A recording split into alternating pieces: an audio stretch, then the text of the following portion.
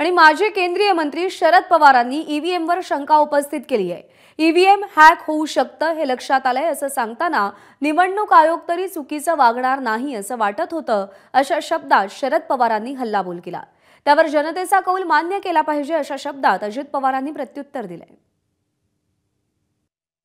पैसा आणि सत्तेचा गैरवापर हा करून निवडणुकीची सर्व यंत्रणाच हातात घ्यायची हे चित्र यापूर्वी दिसलेलं नव्हतं।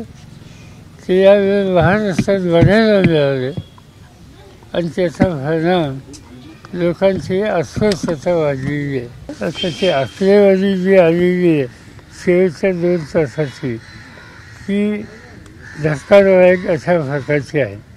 बाळासाहेब थोरात जे बोलले ते इतके बाळासाहेब नाही अशी माहिती अनेकांनी दिली, आधारासह दिली आणि त्याचा विचार हा करावा लागेल। मागच्या लोकसभेच्या निवडणुकीच्या निमित्तानं महाविकास आघाडीच्या 31 जागा आल्या, आमच्या 17 जागा आल्या। आम्ही मान्य केलं तो निवडणुकीत जनतेचा कौल आहे।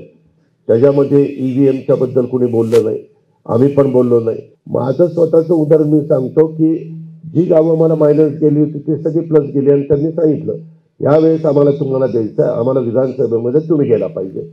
आता जनतेचा 5 महिन्यात कौल बदलला त्याला आम्ही काय करणार? हा जनतेचा कौल आपण मान्यच केला पाहिजे ना। एबीपी माझा, उघडा डोळे बघा नीट।